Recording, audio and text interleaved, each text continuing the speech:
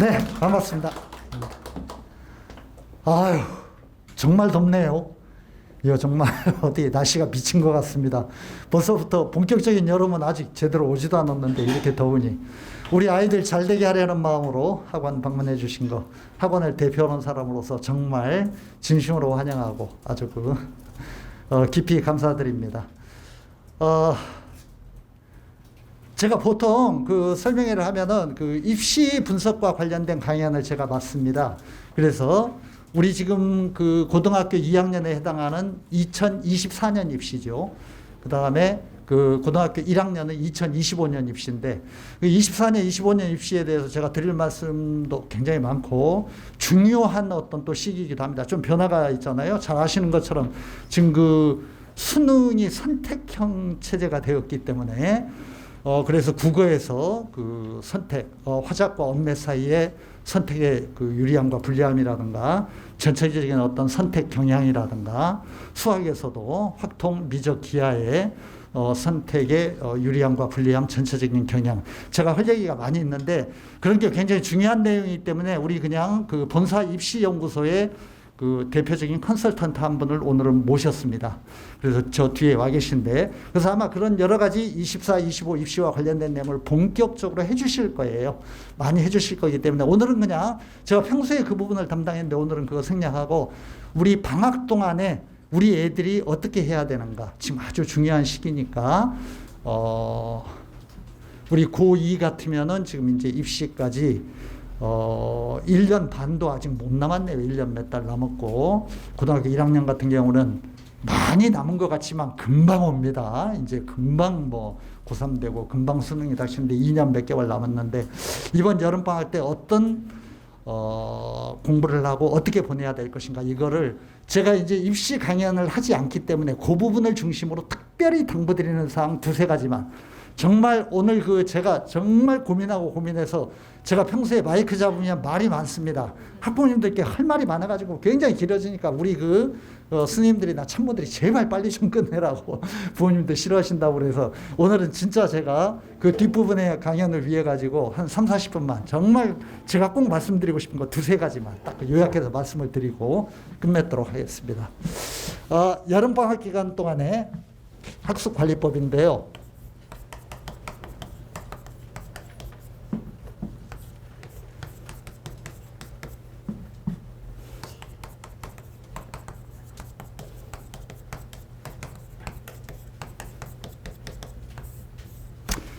이번 여름방학 기간 동안에 생활과 학습, 여기에서 제가 아주 진짜 간절하게 당부드리는 거 두 가지만 얘기하고 물러나도록 하겠습니다. 첫째, 우리 아이들이 물론 공부를 해야 되는 것이지만 우리 어머님들도 여기에 중심을 좀 신경을 많이 쓰시고 중심을 실어 주셨으면 좋겠고요.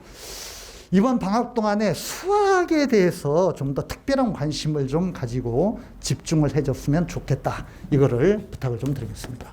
수학, 학력, 보호가.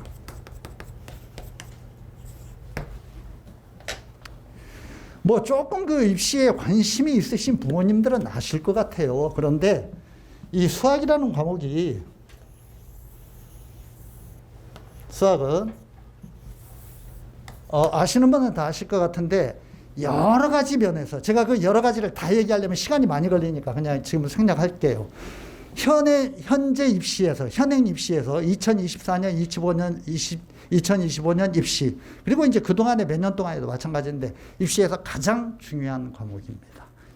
현행 입시의 핵심 과목이다.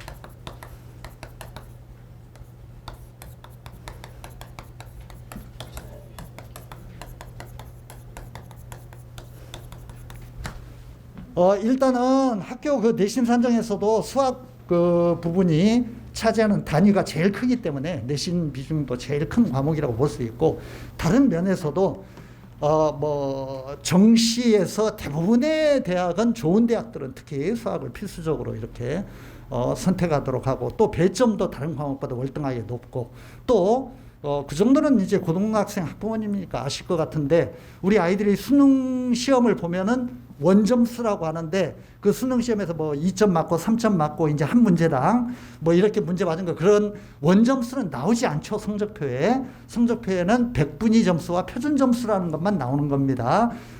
모르는 분 알고 계시고요. 그런데 그 표준 점수 계산에서 다른 과목보다 훨씬 더 점수가 중요하고 많이 올라가는 게 수학입니다. 물론 이제 잘할 때 올라가는 것이고 만점자가 더 올라간다는 뜻이지만 비중이 큽니다. 다른 과목에 비해서. 그래서 아주 한마디로 얘기하자면 현재 입시에서는 수학을 잘하지 않고 수학을 게을리하고는 좋은 대학을 갈 수 있는 방법이 거의 없습니다. 이거는 수시에서도 마찬가지예요. 수시의 조건이라든가 이런 데에서 전부 그게 들어있기 때문에 뭐 그 수시에서 선택이 수학이 배제되는 아주 특별한 경우가 있기는 있습니다만, 뭐 두 과목 제한으로 이런 식으로 선택으로 하거나 경우가 있기는 있습니다만, 큰 틀에서 볼 때는 수학에서 좋은 점수를 얻지 않으면 좋은 대학 가기가 불가능하다. 그래서 지금 약간 시간 여유가 있을 때 수학에 집중하는 것이 좀 좋고, 이 수학 공부를 제대로 하고 수학의 성적을 올리기 위해서는 수학이라는 학습, 수학이라는 과목에 대한 올바른 마인드가 정립이 되어야 돼요. 제대로 이해를 하고 있어야 되는데 참 학생들도 잘 모르고 부모님들도 잘 모르는 것 같아요. 그래서 오늘 그 수학을 접근하는 어떤 그런 제대로 된 인식, 제대로 된 마인드 정립을 위해서 제가 몇 가지 말씀을 조금 드릴 겁니다. 일단 수학이라는 과목은 그 특성이 뭐냐면은요, 인풋과 아웃풋, 투입입니다. 투입이란 말은 아주 다른 말로 하자면 학습 시간이에요. 그 다음에 결과물, 아웃풋. 그냥 아주 쉽게 얘기해서 성적이라고 할까요? 성적? 결과입니다. 이 투입과 결과로 나타나는 성적, 이 둘 사이에 상관관계가, 둘 사이의 연관성이 아주 어떤 과목보다 높은 과목입니다. 무슨 말이냐 하면 공부를 많이 하면 성적이 많이 올라가. 다른 어떤 과목보다. 이거는 교육적으로 다 입증이 된 거예요. 개인 차이는 있을 수 있지만 사실은 개인 차이를 초월해서 아주 보편적으로 존재하는 어떤 그런 성식이고 진리입니다. 그러니까 10시간 공부하면 10시간 공부하는 것만큼 성적이 나오는 과목이야. 수학은 아주 그런 어떤 정직한 성격이 있어요. 다른 과목은 솔직히 말씀드리자면 국어 같은 경우는 선천적으로 언어에 대한 어떤 그런 이해 능력이 조금 떨어진다거나 이런 애들은 참 열심히 공부해도 진척이 안 되는 경우가 꽤 있어요. 수학은 그렇지 않습니다. 우리 재수생들의 예를 들어드릴게요. 우리 재수생들은 1년 동안 이제 학원에 와가지고 하루에 14시간씩 이렇게 1년 내내 공부합니다. 우리가 정말 죽도록 공부시키죠. 이렇게 공부시키는데 다른 어떤 과목보다 평균적으로 모든 애들이 성적을 많이 올리는 과목이 수학입니다. 수학이 제일 많이 올라가. 그리고 7등급, 8등급 수학 이렇게 온 애들이 1등급, 2등급으로 올라가는 예가 아주 많습니다. 그런데 국어라든가 영어는 사실 그렇게 되기가 쉽지가 않아요. 물론 있기는 있지만 많지는 않습니다. 이런 걸로 볼 때 인풋과 아웃풋의 상관성이 높다. 상관성이 높다.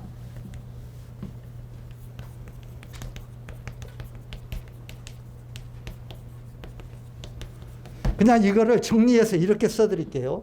수학이란 과목의 특징은 학습 효율성이 굉장히 높은 과목이다. 학습 효율성이 높다. 공부하면 정직하게 그와 비례해서 성적이 나오는 거예요. 아셨죠? 그러니까 이건 뭘 얘기해? 다른 어떤 과목을 공부하는 것보다 수학을 많이 공부해야 되는 거예요. 왜? 성적이 올라가니까.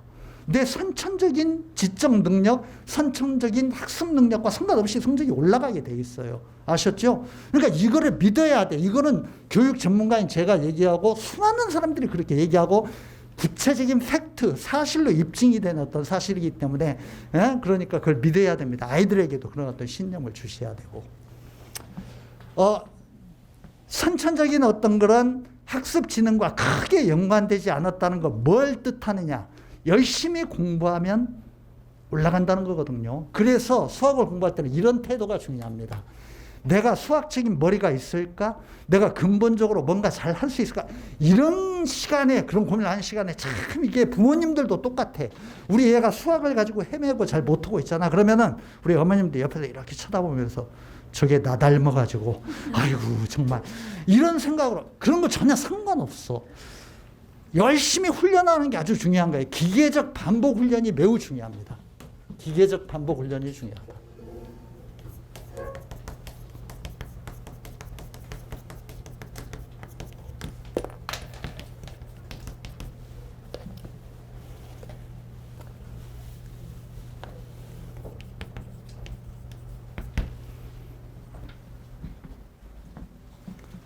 우리가요, 아주 초등학교 1학년, 2학년 때 옛날에 기억이 잘 나시지는 않겠지만 구구단 외울 때 생각해 보세요. 구구단이라는 게요, 뭐 2단, 3단 이런 정도야 가볍게 외울 수 있겠지만 8단, 9단 이 정도 되면 상당히 어렵다고 초등학생들에게. 처음에 9단 같은 거 외울 때 굉장히 힘들어요. 그런데 그 9단을 919, 928, 9327, 9436, 9545 이렇게 바로바로 외울 정도로 우리가 얼마나 그동안에 반복을 했으면 이렇게 쉽게 나오는 겁니까? 수학의 간단한 문제들이 이렇게 끝없는 반복을 통해서 이런 식으로 구구단 외우듯이 이렇게 되어야 되는 거야. 그걸 위해서는 어떻게 해야 되냐? 끝없는 반복 훈련을 해야 되는 거라고. 그런데 수학을 못하는 애들의 특징이 뭐냐 하면은 그런 끊임없는 반복 훈련 외우는 걸 안 해.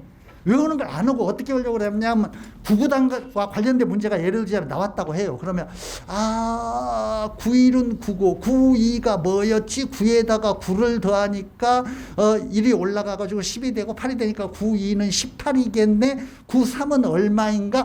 9 더하기 또 9니까 이렇게 하면 그 중간에 다 어수선해지고 다 터지는 거예요. 이렇게 하면 안 된다고. 93, 27, 94, 36 이렇게 나와야 돼, 머릿속에서. 그거를 어떻게 하냐. 이런 기계적 반복 훈련을 통해서 계속 연마를 시켜야 된다고. 제가요, 학생들에게 정신교육 시킬 때 많이 하는 얘기입니다.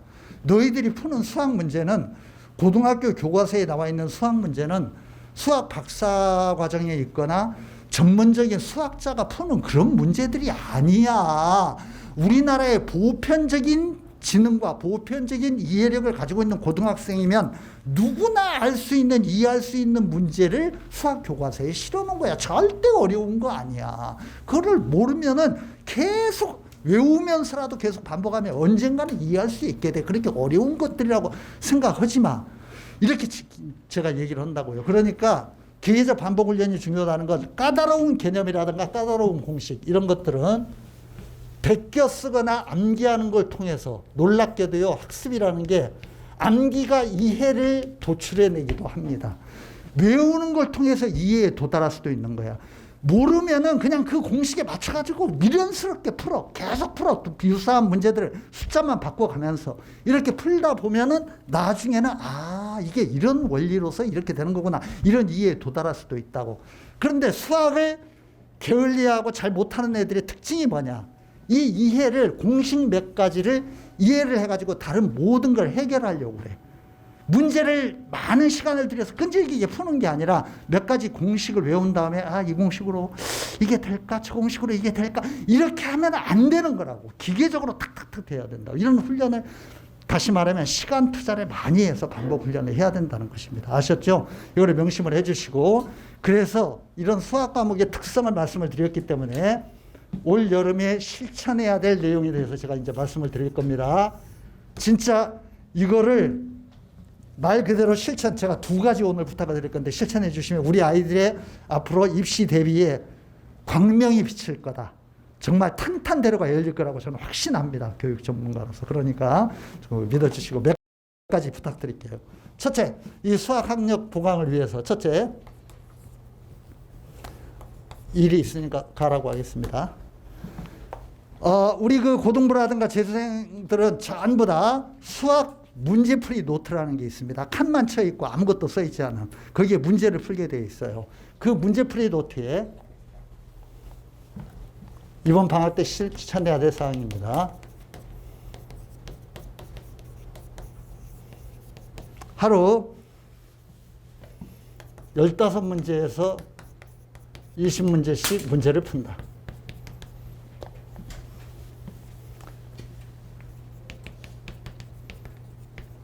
이거는 자기 수준에 맞는 문제를 고르면 돼. 선생님하고 상담하고 난 다음에. 수학이 지금 기본이 안 돼 있는 애들은 중학교 때 문제 풀어도 상관없어. 선생님이 너는 안 돼 있으니까 중학교 때 뭐 인수분해부터 다시 해. 그러면 다시 해도 상관없어요. 어쨌든 그 문제를 풀으라고. 알았죠? 지금 학원에서 배우는 교재라든가 그보다 더 수준이 낮은 교재라든가 선생님하고 상담하고 난 다음에 그런 문제들을 하루에 꾸준히 자기 수준에 맞는 문제로 맞는 교재와 문제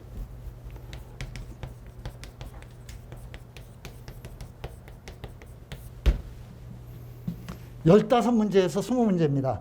아마 이게 방학이 끝나고 나면 한 500문제에서 600문제를 풀게 되겠죠. 그러면 완전히 수학과 관련돼서 달라진 자기 자신을 발견할 수 있게 될 겁니다. 이걸 꼭 훈련을 해야 됩니다. 두 번째,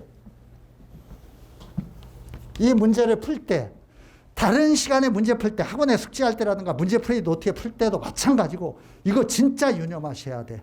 수학을 풀 때는 수학 문제를 풀 때는 눈으로 풀지 말고 손으로 풀어야 한다.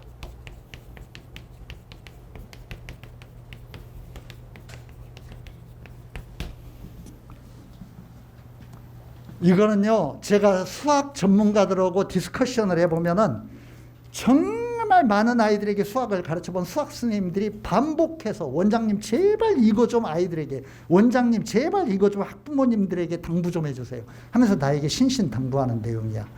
이게 무슨 말이냐면 눈으로 풀지 말고 손으로 풀어야 된다는 게, 수학을 제대로 하지 않고 많이 틀리고 이런 아이들의 특징이 뭐냐면요, 구체적인 계산 과정을 쓰는 거 싫어해. 눈으로만 이렇게 문제를 째려봐.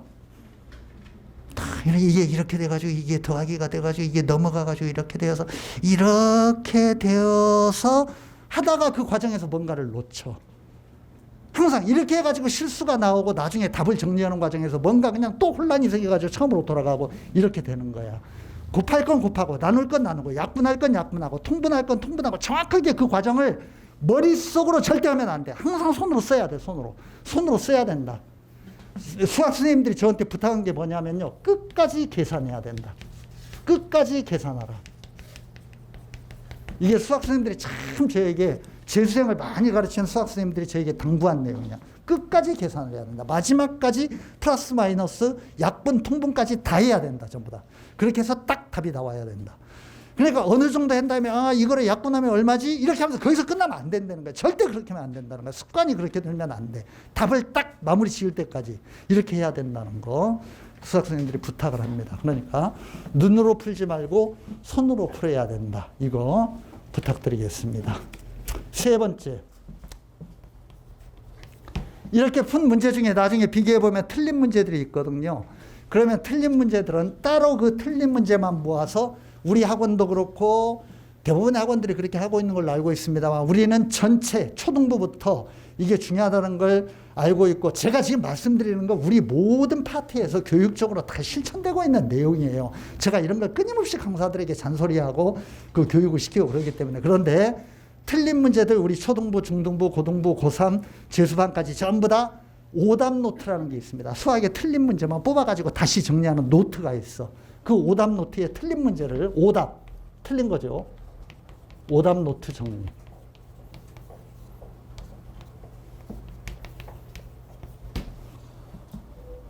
해야 됩니다. 수학과 관련돼서 제가 3가지 부탁드렸습니다. 하루에 15문제에서 20문제, 이거는 멋지고 훌륭한 문제 푸는 거 상관없어. 그런 것과 상관없이 내 수준에 맞는 교재와 내 수준에 맞는 문제로 이렇게 꾸준히 풀어나간다. 눈으로 풀지 말고 손으로 풀고 끝까지 계산을 마친다. 그 다음에 틀린 거 오답 노트에 따로 정리한다. 3가지 좀 우리 아이들에게 전해주시고 꼭 이번 방학에 실천 좀 해주실 거 부탁을 드립니다. 두 번째, 이번 방학 때 해야 될 거 제가 2가지 부탁, 다른 거 그냥 구질구질한 거 다 빼고 2가지만 딱 부탁드리는 거예요. 수학 공부하는 거하고, 하나는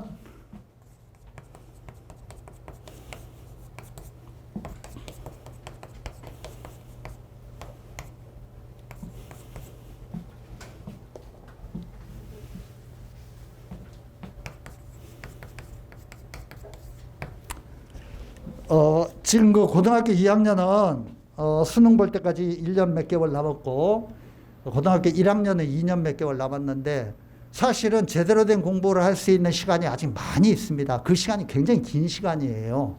1년 동안에 엄청나게 성적의 변화를 일으키는 애들을 저는 너무 많이 봤고 상당수 애들이 그렇게 합니다. 그러니까 가능한 시간이기 때문에 어떻게 보면은요, 지금 아이가 문제 풀고 뭘 외우고 뭐 이렇게 그냥 참고서 뒤적이고 이런 것보다도 제 생각에는 부모님들이 보기에는 약간 좀 초조한 느낌이고 저렇게 할 시간이 있을까라는 어떤 그런 느낌이 드실지 모르겠지만 실질적으로 교재를 가지고 뭘 하는 것보다 더욱더 중요한 게 올바른 태도의 형성입니다. 올바른 습관의 형성.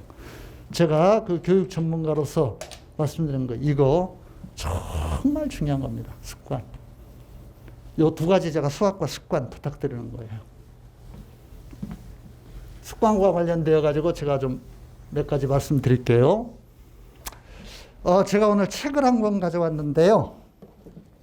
제가 읽고 상당히 그 충격을 받았던 책입니다. 제목이 이제 이거 영어 원서인데 번역서입니다. Habit. 다 아시는 것처럼 습관입니다. 습관. Habit이라는 책인데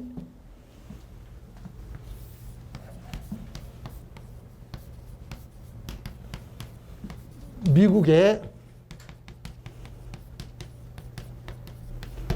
뭐 구체적으로 학자에 대해서는 아실 필요 없고 미국의 과학자이자 행동심리학자입니다.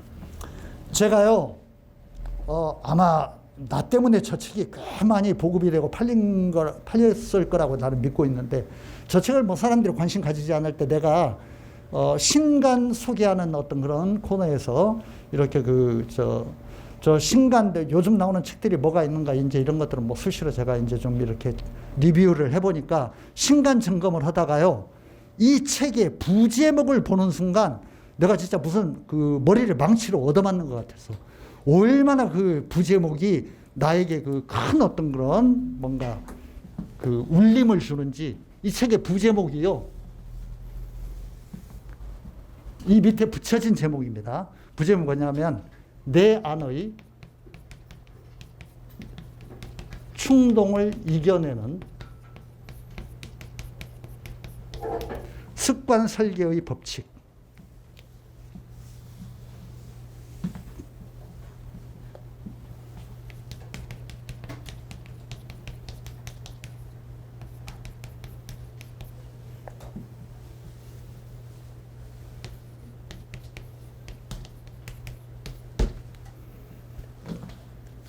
제가요, 이 그 신간 소개 코너에서 이 제목을, 부제목, 추가 제목이죠. 이 부제목을 보는 순간 정말 깜짝 놀랐어. 얼마나 많은 우리 학생들이, 수많은 재수생들이, 수많은 고등학생들이 그놈의 충동 하나를 못 이겨서 게임하고 싶은 충동, 놀고 싶은 충동, 개기고 싶은 충동, 뭐 하고 싶은 충동, 뭐 그냥 친구하고 수다 떨고 싶고 공원에 가서 담배 피고 싶고 이런 내 안에 그 조그만 충동 하나를 못 이겨내 가지고 얼마나 많이 무너집니까? 근데 그 충동을 이겨내는 습관을 만들어내는 법칙이라고 내가 깜짝 놀랐어. 그래서 당장 이 책을 주문을 했어요. 내가 금방 순식간에 읽어서 내용도 아주 쉽습니다. 참고로 얘기하자면요, 이 책의 내용은 무슨 주장이라든가 훈계 그런 게 전혀 아니야. 이 사람은 과학자야, 과학자.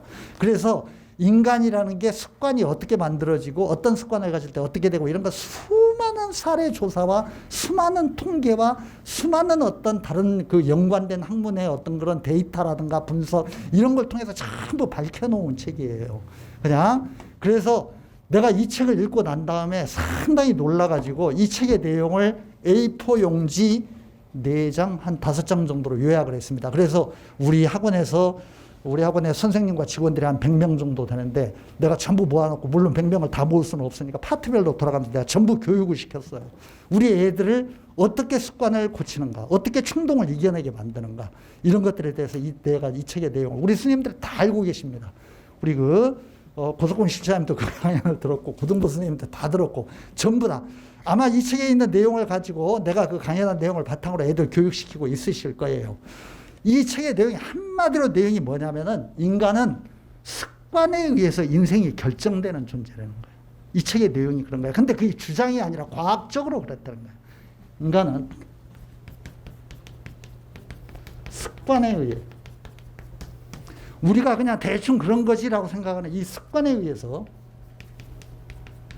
운명이 결정된다.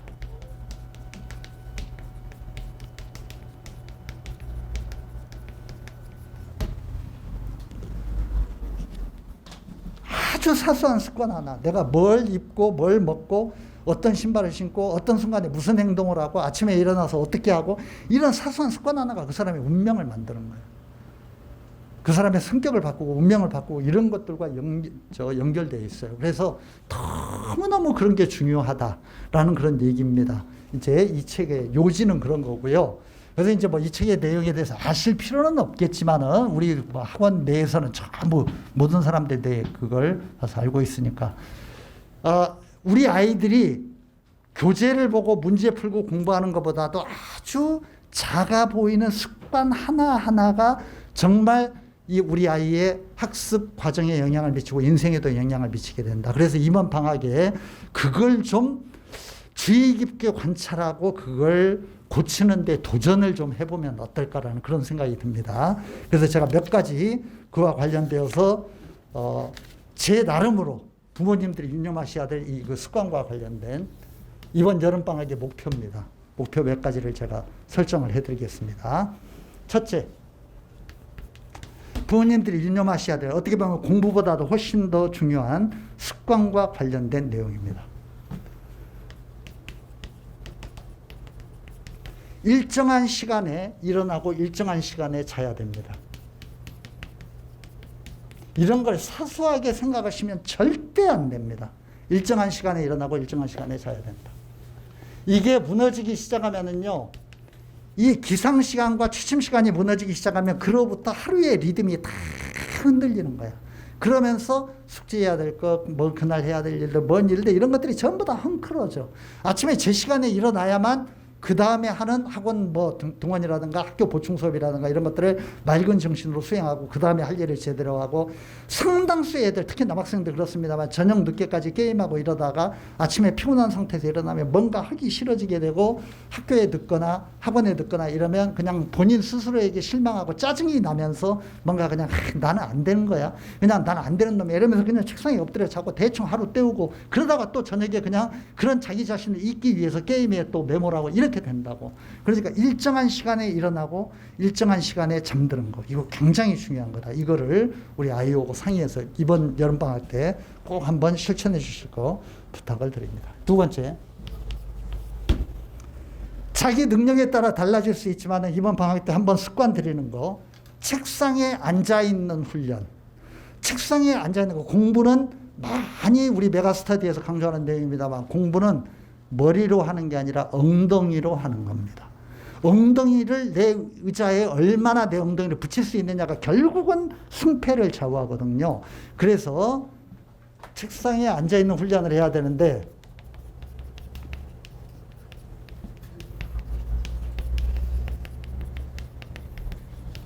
이것도 제 생각에는 부모님과 우리 아이들이 잘 상의를 해가지고요, 나는 지금부터 책상에 앉아가지고 5시간 동안 꼼짝도 안 할 거야. 이거 불가능합니다. 인간은 그런 존재가 아니야.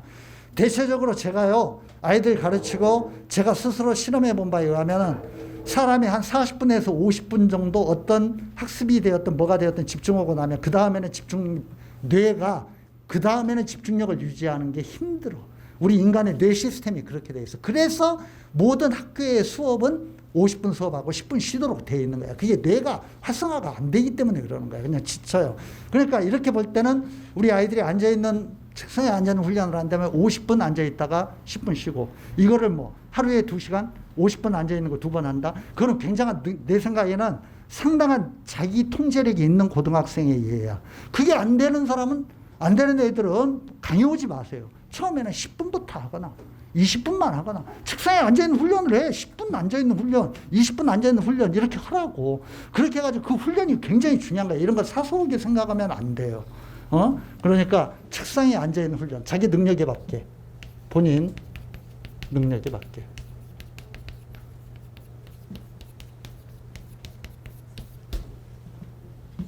세 번째, 제가 오늘 가장 강조하는 내용입니다. 제가 강사 출신이기 때문에 늘 이렇게 뭘 할 때 별을 좋아하는데, 여기에 별 표시 2개 치겠습니다. 요거는 다른 거 오늘 다 잊어버리셔도 상관없어요. 요거 하나만 기억을 하고. 세 번째가 제일 중요한 거예요. 책상에 앉아있는 훈련 할 때요, 이럴 때 어떻게 해야 되냐면 책상에 핸드폰이 있으면 안 됩니다. 핸드폰 사용을 절제해야 됩니다.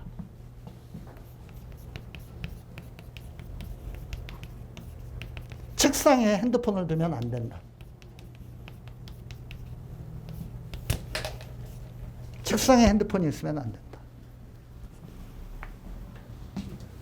이건 정말 명심해 주셔야 됩니다.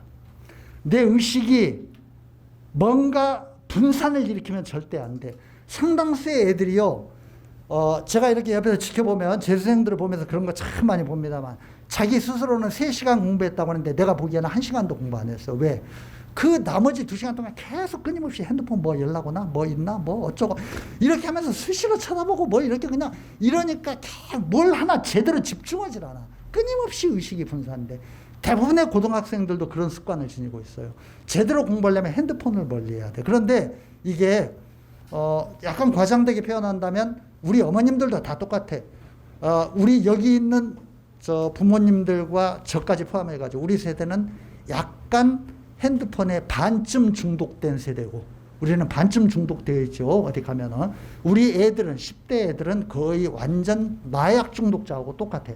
얘들은 핸드폰이 없으면 미치는 거죠. 이게 사람이 그냥 병신이 되는 거예요. 어떻게 할 줄을 몰라. 애들이 핸드폰과 함께 살아가기 때문에. 그러니까 이거를 너는 공부하기 위해서 핸드폰 끊어라, 핸드폰 없애라. 이거 불가능한 거야. 마약 중독자한테 당장 마약 끊으라고 그러면 이건 큰일 나는 거죠. 그러니까 이걸 어떻게 조금씩 자제를 시켜야 돼. 그래서 제 생각에는 이런 거야. 출발은 어디서부터 했냐면은 하루 종일 핸드폰 들여다보지 말아라. 이건 말도 안 되고 지키지도 않고, 고등학생이 되면 부모님이 그런 말 한다고 그래서 이건 뭐 그냥 전혀 고려도 안 하죠. 그냥 비웃고 말죠. 그러니까 어떻게 해야 되냐. 타협을 해야 돼. 책상에 앉아있는 시간만이라도 보지 말자.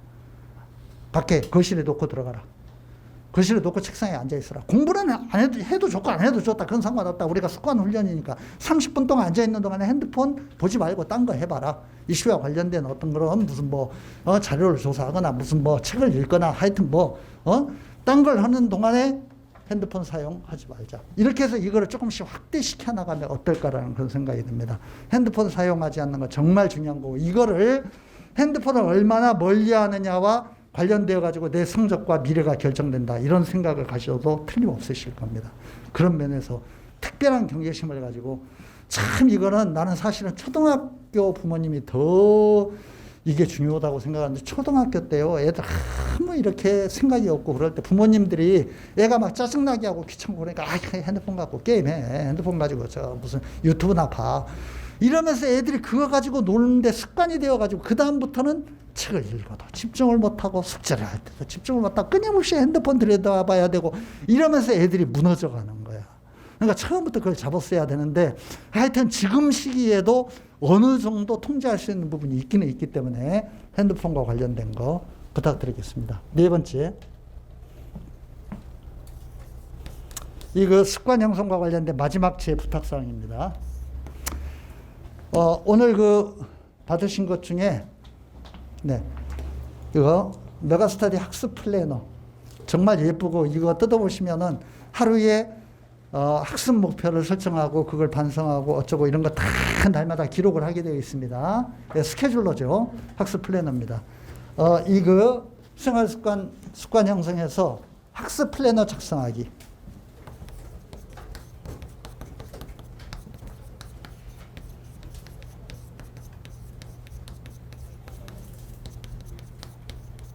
학습 플래너 매일 쓰기. 5분이면 충분합니다. 5분 동안 쓰면서요, 내가 오늘 무슨 공부를 몇 페이지 했고, 뭔 숙제를 얼마나 했고, 학원에 가서 몇 시간 수업을 들었고, 이걸 쭉 이렇게 정리해서 쓰다 보면 내 하루가 이 지면 위에서 정리가 돼. 내가 수험생으로서 이 인생의 중요한 시기에 있는 고등학교 1학년, 고등학교 2학년 수험생으로서 내가 오늘 어떤 하루를 보냈구나, 이 페이지에서 드러난다고. 이거를 5분이면 충분하니까요. 하루 5분 동안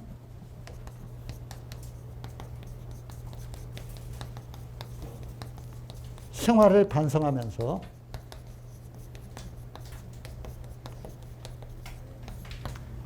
플래너를 써주시면 좋다.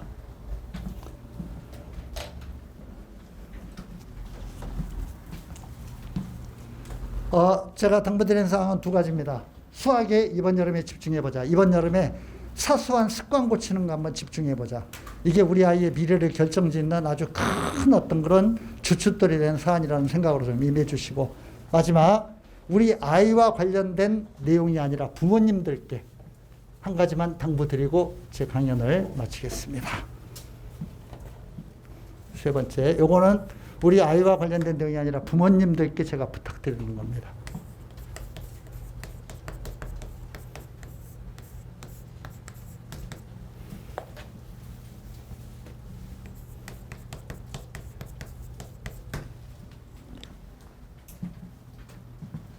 우리 모든 부모님들은 우리 아이가 열심히 공부해가지고 좋은 내신 성적 받고 좋은 수능 성적 얻어가지고 좋은 대학 가고 이러기 다들 바라시죠.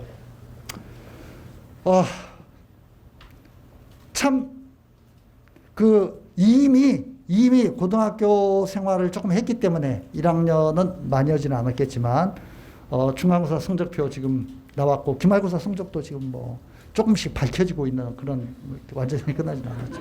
예. 지금 2학년 학부모님들은 서서히 좀 이렇게 그동안에 좀 마음의 정리는 좀 하셨을 것 같아요. 아이가 1년 반 동안 하는 거 보면서, 이게 서울대는 아니었구나. 연고대도 아니었구나. 이게 뭔가 내 생각하고 좀 더 상당히 다른 거구나. 이런 정리를 많이 이렇게 해나가시, 그게 이제 급속하게 이렇게 떨어지죠. 시간이 가면서 급속하게 떨어지게 됩니다. 참 우리 아이들이 고등학생이 되면, 말을 안 듣죠. 부모님 공부라는 말도 안 듣고 그냥 일단은 우리 그 아이들이요, 뭐 사춘기도 지난 나이인데 고등학교 1, 2학년이면 여학생이든 남학생이든 고등학생이 되면은요, 부모님의 말을 거부하는 정치가 생겨나요. 그래서 무슨 말을 하든 말이 전혀 안 들려. 이렇게 들리진 않아. 머릿속에 입력이 안 돼. 그거는 구조적으로 그렇게 돼 있는 것 같아. 근데 나는 그게 이해가 돼. 왜냐하면은 우리가 고등학교 때를 생각해보면 엄마 아빠가 말하는 거 정말 듣기 싫어. 나 같은 경우에. 다들 그랬을 것 같아요. 그러니까 그런 거 생각해보면 부모님 말을 안 듣는 게 좀 이해가 되기도 해. 친구가 말하는 건 몇 배로 확대되어서 들려. 조그만 말을 해도 한 10배씩 크게 들려. 그래서 그래? 그러면서 이렇게 막 끌려가는 경향이 있습니다. 우리 아이가 어떻게 하면은 좀 학습에 집중을 하고, 어떻게 하면은 좀 그 공부를 잘할 수 있을까? 어떻게 하면 좀 뭔가 내가 바라는 길로 우리 아이를 이끌 수 있을까라고 이렇게 생각을 하실 때 일단 저는 이게 중요하다고 생각합니다. 우리 아이들은요, 부모님 믿으셔야 되는 게 뭐냐면 10대 후반의 아이들, 16, 17, 18 이런 아이들 20살까지 다 그렇습니다만, 이런 아이들은 그 내면에 정말 상상을 초월하는 능력을 가지고 있습니다. 저는 정말 많이 봤어요. 너무 그런 애들을 많이 봤기 때문에 그걸 내가 확신해요. 믿어요. 그러니까 개별적인 차이는 좀 있겠지만 대부분의 애들은 아주 쉽게 말씀드리면 이런 겁니다. 마음 먹으면 정말 성적을 많이 올릴 수 있어요. 상당수의 대부분의 애들이 그렇다고 나는 생각을 해요. 근데 그 결심을 만드는 게 굉장히 중요한 거야. 그 결심을 제가 지금 칠판에 뭐라고 써놨냐면은 내면의 중심이라고 만들어 놨어. 내면의 중심. 그러니까 내가 공부해야 되겠다는 마음을 먹는 게 중요하다는 거야. 이게요, 내면의 중심이라는 건 부모님이 공부라고 해가지고 절대 만들어지지 않아. 내가 수없이 신호해온 거야. 수없이 많이 보고 겪은 거야. 부모님이 공부하라고 그러면 짜증만 내 애들이. 전혀 공부를 안 해. 전혀 하고 싶은 마음을 가지지를 않아. 그럼 이걸 어떻게 만들 것인가. 이게 참 중요한 거거든요. 우리가 흔히 쓰는 표현으로 하면은 철들게 만드는 거죠. 이게 애들이 철이 들기 시작하면은요, 제가 고등학생은 그럴 시간도 없고 애들도 약간 어리고 그러기 때문에 제가 주로 이제 우리 학원에서 정신교육을 시키는 건 재수생들을 데리고 제가 정신교육을 많이 시키는데, 우리 재수생들을 모아놓고 인생을 살아가는 문제와 부모님과의 관련성이라든가 너희 나이 때가 인생이 어떤 나이고 어떤 일을 해야 되는가 이런 것들을 차근차근 어떤 때는 아주 엄하게 이렇게 야단도 치면서 이렇게 정신교육 시키는데요. 내 이렇게 정신교육 받고 그러면서 어떤 애들은 막 이렇게 굉장히 막 내가 강연하는 동안에 막 울기도 하고 그럽니다. 자기 인생을 이렇게 되돌아보면서 철없이 살았던 자기. 그런데요, 그런 자기 내면의 어떤 그런 잘못 살아왔던 어떤 시간에 대한 어떤 성찰, 깨달음, 이런 게 한번 생기고 뭔가 이렇게 방향이 바로 잡히잖아요. 정말 무서워요.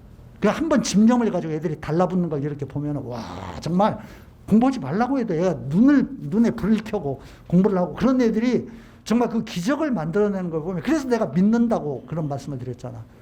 여기에서 공부해가지고 1년 동안 공부해서 수능을 막 23등급 이렇게 올린 애들도 있어.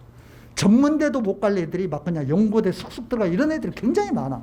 그러니까 이게 자기가 어떤 내면의 어떤 깨달음이 오면 애들이 확 변한다고. 그게 참 중요한 거야. 이거를 만들어주는 게 애한테 공부하라고 강요하는 것보다 훨씬 더 중요한 거예요. 내면의 중심 만들기. 그래서 요거를 어떻게 만들 것인가가 진짜 우리의 핵심적인 중요한 사안이거든요. 학원에서도 끊임없이 노력은 합니다만 학원은 일단은 학교보다도 인격적인 부분보다 기능적인 학습에 우리는 중심을 둘 수밖에 없기 때문에 이런 걸 할 수 있는 시간이 많지는 않죠. 물론 재수생들은 합니다. 내면의 중심 만드는 작업을 재수생들은 하는데 재학생들은 이런 거 할 시간이 없어. 애들이 늘 피곤한 상태고 학교에 가서 대부분의 시간을 보내기 때문에 몇 가지 부탁드릴게요. 일단 이 내면의 중심을 만드는 데 있어서 부모님들이 유념하셔야 될 거. 애들 야단치는 거 전혀 도움 안 됩니다. 절대 도움이 안 돼. 아무 도움이 안 돼. 그러니까 이거는 안 하는 게 좋은 거야. 공부 좀 해라. 이렇게 짜증 내봐야 아무 도움이 안 된다고. 애들이 하질 않아. 효과도 없어. 그럼 부모님 스트레스만 푸는 거야. 애를 상대로 스트레스를 풀면 안 되죠. 그거는. 스트레스는 딴 데 가서 푸셔야지. 우리 애가 뭔 잘못을 했다고 왜 걔를 상대로 스트레스를 푸십니까? 그렇게 하면 안 되는 거예요. 그러니까 질책 하시면 안 되고 그 다음에 비교 안 돼요. 절대 하지 마세요. 너희 사촌형은 서울대를 갔는데 엄마 친구 아들은 뭐 그냥 아빠 친구 딸은 제발 이런 얘기 좀 하지 마시라. 최악의 거 여기 아버님들 오늘 몇 분 오셨는데 정말 금해야 될 거. 아버님들이 나는 왜 그러는지 정말 그 심리가 이해가 안 되는데 아이와 비교해 가지고 좀 이렇게 내가 네 나이 때는 이러면서 그 애들 기죽이는 거. 내가 네 나이 때는 온 가족을 먹여 살리느라고 뭐 신문 배달해. 실제로는 그렇게 하지도 않았을 것 같은데 하여튼 뭐 어떻게 오고 이거는요 교육적으로 볼 때는 이렇습니다. 그 효과를 보시려면 반대로 얘기하셔야 돼. 아빠는 옛날에 참 불성실하고 나태했는데 네가 볼 때는 아빠가 볼 때는 네가 아빠보다 훨씬 나아. 이렇게 항상 지켜줘야 돼요. 그래야만 애가 뭔가 나는 할 수 있는 사람이야라는 이런 어떤 길을 얻게 되지. 애를 자꾸 길을 꺾어버리면 애가 힘을 써야 될 때 힘을 못 쓰는 거라고. 그렇게 하시면 안 돼요. 그러니까 절대 야단치지 말라고. 야단치지 말고 비교하지 말고 이렇게 중요한 게 뭐냐? 칭찬해야 돼요. 사실요. 우리 옛날에 다 공부해봤지만은 그 지겨운 학교에 가가지고 막 7시간, 8시간 책상에 앉아있다가 그것만으로 모자라서 학원에 와가지고 또 몇 시간 정말 끔찍하지 않습니까? 이거 앉아있는 것만 해도 대단한 일이야. 그러지 않습니까? 그럼 칭찬하셔야지. 너 진짜 대단해. 오늘 학원에 갔다 온 것만도 대단한 거야. 이렇게 자꾸 칭찬해 주셔야 돼. 할 수 있어. 이러면서 격려해 주셔야 돼.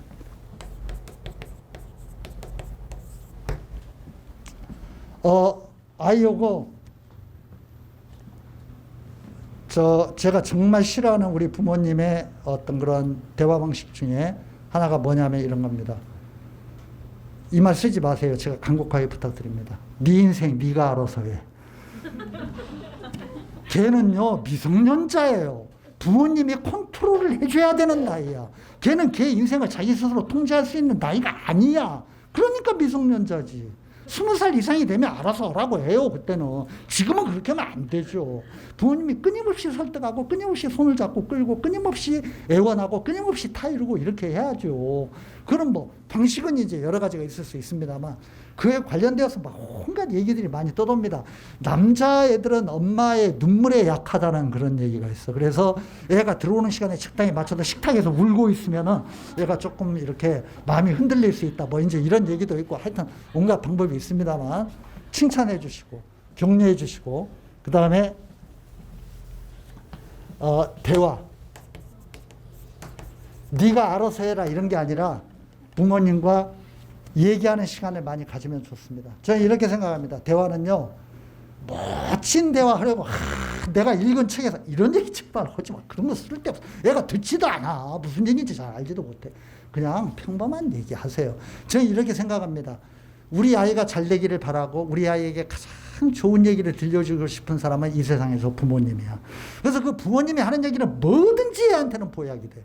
그러니까 옛날에 할머니가 어땠는데 내가 오늘 시장 가가지고 뭐 생선을 사는데 그 생선 파는 할머니가 아무 얘기나 상관없어. 그 대화를 하면 그게 아이의 내면에 가서 쌓인다고. 그리고 인생의 살기의 어려움이라든가 내가 옛날에 하고 싶었는데 못했던 회한이 있는 일이라든가 집안의 어떤 여러 가지 사람들에 대한 엄마 아빠가 가지고 있는 여러 가지 어떤 느낌이라든가 이런 걸 허심탄회 그냥 훈계하는 대상이라고 생각하지 말고 친구로 생각하고 마음을 열고 대화하시라고. 이런 게 참 중요한 거라고. 그래서 애가 뭔가 진정한 어떤 그런 세계에 대한 눈이 조금 이렇게 떠져야 돼.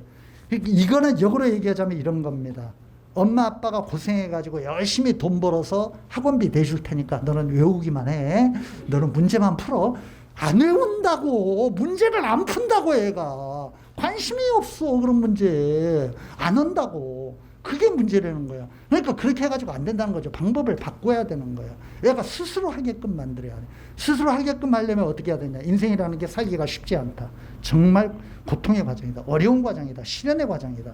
엄마 아빠가 옛날에 시련을 겪었던 거, 세상 사람들이 겪는 시련, 이런 얘기를 자꾸 대화를 통해서 들려주고 철이 들게 만드는 게 중요하다라는 그런 말씀 드리고 싶고, 그 정신과 의사들에 의하면 애들에게 가장 철들게 하는 가장 좋은 방법은 시련을 주는 거라고 그래요. 서울대 교육학과 교수가 교육학으로 유명한 분이 이런 얘기를 했어요.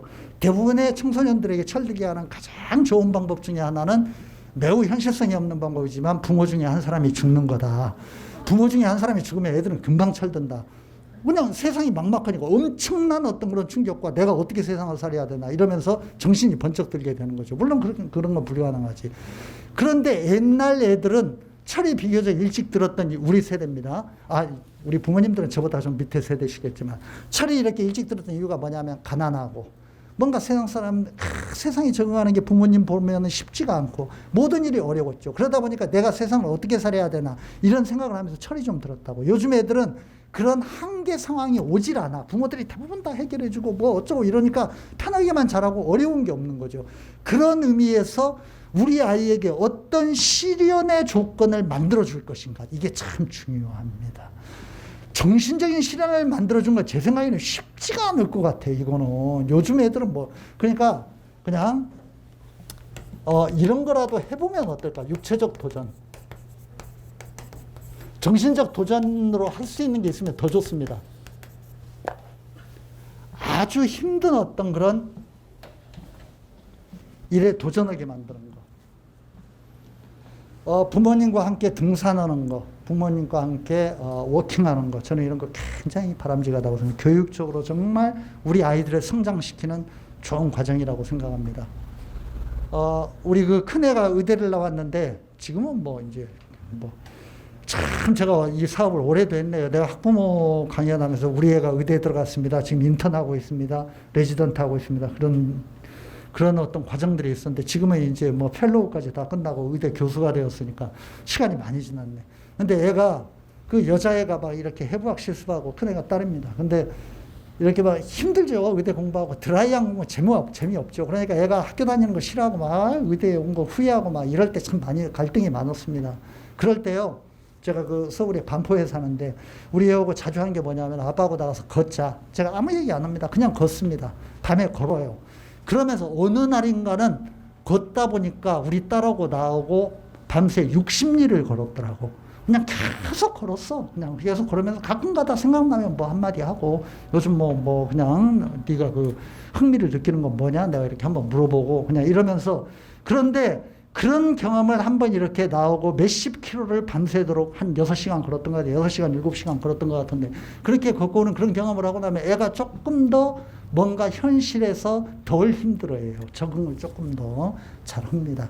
그러니까 이런 과정들이 정말 제가 이런 예를 들어드린 이유가 뭐냐면은 애한테 고함 한번 지르고 소리 한번 질러가지고 해결되는 일이 절대 교육적으로는 없다라는 거. 끈질긴 인내심을 가지고 계속 대화하고 계속 애를 붙들고 뭔가 호소하고 계속 같이 다니고 대화하고 이렇게 해야만 뭔가 그 내면의 문이 조금씩 열리고 달라질 수 있다라는 거. 이런 것들을 말씀드리고 싶어서 그 예를 든 겁니다. 제가 오늘 여름방학과 관련되어 가지고 그 두 가지 부탁, 수학에 좀 집중하자, 생활 어떤 그런 습관 조금 고쳐보자, 두 가지 말씀드렸고, 세 번째는 우리 부모님들께 당부드리는 내용입니다. 애를 공부하는 기계로 생각하지 마십시오. 우리 옛날에 생각해 보면 우리가 청소년기에 공부하는 기계였습니까? 공부하라고 하면, 부모님이 공부하라고 하면 정말 짜증났잖아요. 화났잖아요. 그러니까 그런 과거를 되새겨 보시면서 우리 아이가 세상에 온갖 것들에 지금 접촉하면서 정말 호기심도 많고 내면에 여러 가지 갈등이 많은 어떤 나이다. 얘를 어떻게 좀 이렇게 서서히 좀 이렇게 잘 이끌어 줄 것인가, 이런 면을 끊임없이 고민을 하시면서 접근해 주시면 좋겠다라는 이런 말씀 드리고, 입시와 관련된 기능적인 정보라든가 우리 그 방학 프로그램, 이거는 우리 그 본사에서 오신 컨설턴트 분과 우리 그 고등부 실장님이 뒤에서 의미 있는 강연을 이어가 주실 겁니다. 다음에 저는 그 겨울방학 설명회 뭐 이런 때 더 의미 있는 어떤 그런 입시 정보와 강연으로 만나뵐 것을 약속드리면서 오늘은 간단히 제 강연을 이걸로 마치겠습니다. 감사합니다. 네, 외국인 강민수 원장님께 다시 한번 큰 박수 부탁드리겠습니다. 감사합니다.